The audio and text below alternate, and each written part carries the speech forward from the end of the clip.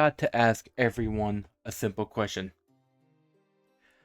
How do you deal with little gremlins that just seems to, I don't know, seem to just, what's the best way to say this and stuff? Oh yeah. Pretty much just seem to be all over your back all day. Because let me tell you something. My nieces and stuff, they have been little gremlins and little tyrants today, and they have pushed me over the edge. To the point that I have gone a little bit mad. A little bit insane. And just a little bit... Ah! Well, all jokes aside, greetings creatures and humans alike. I am MagiQDog, and tonight we shall be learning about the rock. Anyways, let's go on ahead and get this creature of the week and this class started, shall we? So, the rock, or rook, is a gigantic bird of prey that soars the skies in Middle Eastern mythologies. The rock's appearances is described as that of a white bird of prey, mainly that of an eagle. However, the rock is gigantic in size. They are so large they are capable of carrying off elephants in their talons. Their quill feathers or flight feathers on the wings are told to be 12 paces long, or 61 to 65 feet, or 18.5 to 19.8 meters long. Their wingspans can be several miles long, and their eggs are also large in size, with one account saying it's about the size of 148 hen eggs put together. In some artworks, some of the rocks have two head feathers that curls up.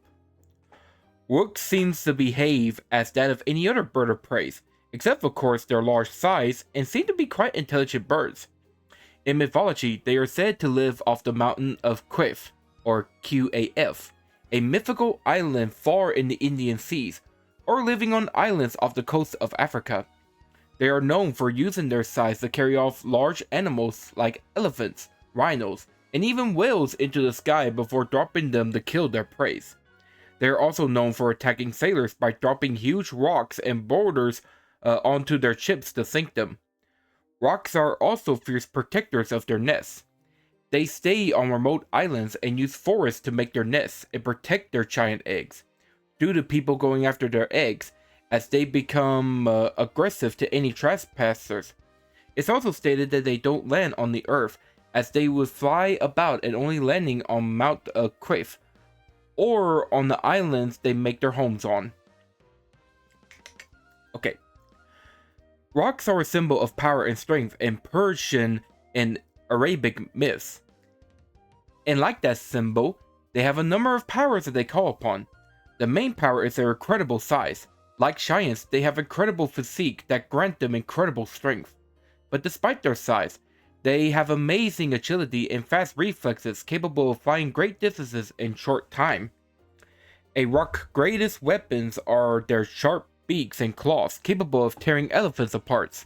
But it is their intelligence that is truly remarkable. They are capable of understanding human speech and use tactics like throwing boulders to overwhelm enemies. Other than physical abilities, rocks are also told to have some supernatural abilities. Using their wings, they are capable of conjuring storms and hurricanes. They are able to control Djinns, which I'll get into that detail later, and capable of breathing fire. As for weaknesses though, their main weaknesses is concentrated attacks, either by multiple attackers or using a powerful weapon. They are still living creatures, so they can die with a strong attack. Another weakness is the fact that their eggs can be stolen, which are sought after due to status and apparently eternal youth granting powers, as told in the Arabian Nights. Anyways, in Arabian myths, there seems to be a connection of rooks and Djinns. Djinns, or genies, which I do plan on talking about later on, are a class of supernatural beings told in Arabian myths and in Islamic religions. Djinns are quite powerful beings. However, it seems that the Djinns revere rocks as their masters and serve them. This is mainly accounted during the Arabian 1001 Nights tale of Aladdin. In the story, Aladdin is tricked to ask his Djinn. Sorry, I lost my breath there for a second. Anyways, Aladdin is tricked to ask his Djinn for a fertilized rock egg, for consuming it could grant eternal youth. But the Djinn became enraged and told Aladdin the rock and their eggs was his master. He was so enraged that if he didn't realize Aladdin was tricked, he would have killed him. This account shows that the rocks are more powerful and apparently loyalty and the supernatural than just being mere giant birds. As for the stories told in mythology, there's not really that many. For you see, as well known as the rocks is, there are only 4 stories in the 1001 Nights that talks about the rocks, with 2 being that of Sinbad and 2 of Abdin Al-Rahman. Sorry if I pronounced that wrong. But anyways, in the story of Sinbad, Sinbad finds himself abandoned on an island and came across a rock nest and a huge egg. In order to escape, he waited for the parent to return, and when the rock flew off, Sinbad tied himself to his leg and arrived at a less dangerous island. Another rock encounter by Sinbad involved him and his crew eating one of the eggs. Enraged, the rock threw large rocks and sank their ships. Another 1001 Nights involved the story of Al-Rahman. Sorry if I pronounced that wrong again. Anyways, he was a traveler when he and his crew come across a rock egg on an island.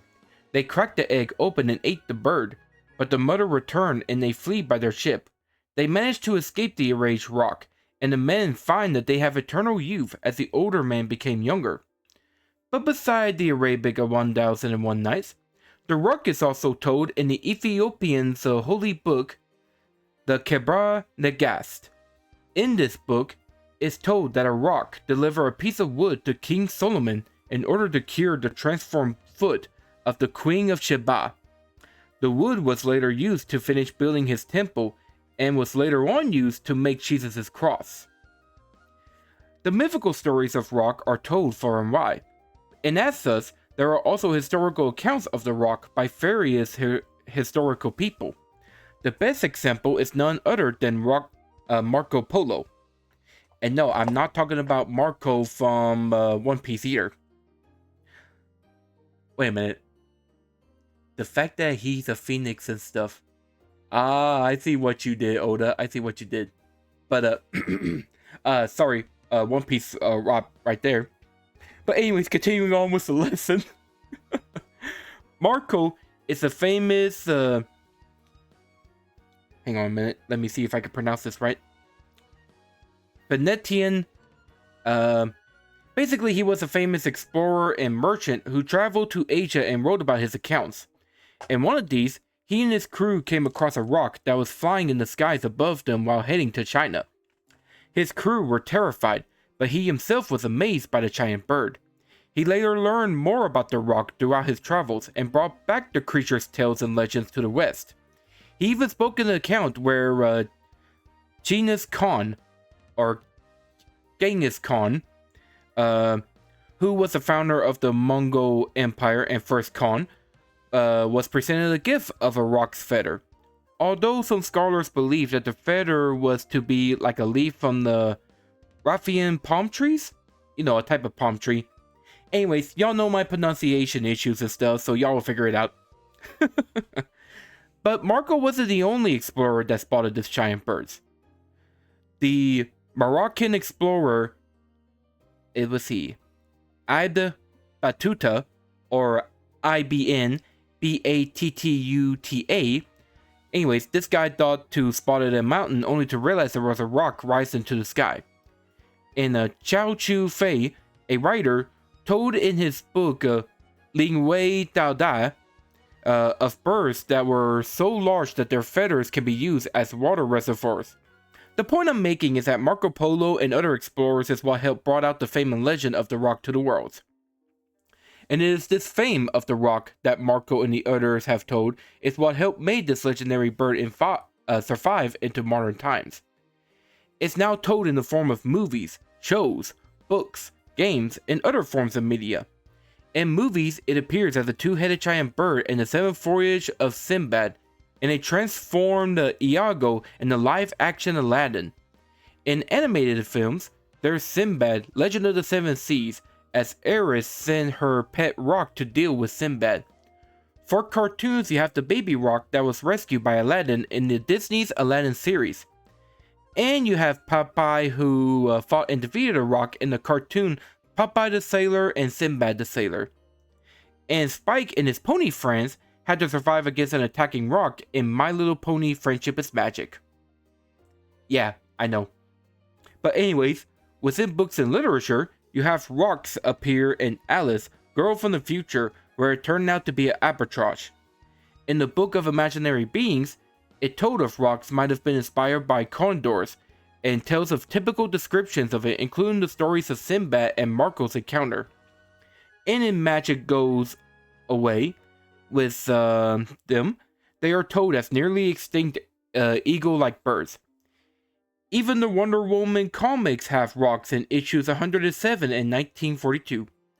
Video games also have rocks as well, like the rocks that basically they have like these rock spas in the skies of Arcadia and stuff. And Legend of Zelda also seem to have rocks, although you mainly see their feathers than the actual creature. In the Golden Sun games, you have rocks as man-sized birds or the mountain ones that are normally the larger ones. In the Age of Wonders have nomads that ride on rocks. As for anime, the only one I could really find that resembles a rock is that of the Digimon Aquilamon.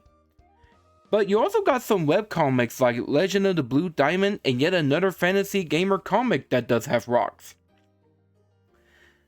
But now, as we are now ending this discussion, the rocks, or rooks, as some call them, are massive in inspiration and awe as they are told in size and power. The belief of these giant birds have shaped and molded storytelling in the past of Middle East, and have inspired explorers and adventurers to search far and wide for wonders like them. So if you are brave enough, go travel to the Indian Seas and become brave like Sinbad, for who knows, you might encounter a bird capable of carrying off elephants or laying eggs the size of domes. And with that, that concludes this week's Creature of the Week. So, what do you guys think of the rock? Do you think they are a cool looking sized bird? Would you like to try to find their eggs to gain eternal youth? Do you think that there is a famous actor that might have been inspired by The Rock? That's so stupid. I don't know why I said that joke. But anyways, let me know in the comment section for you YouTubers. But anyways, that's pretty much conclude this stream and stuff. So with all that out of the way, thank you all for coming on this fantastic Creature of the Week stream.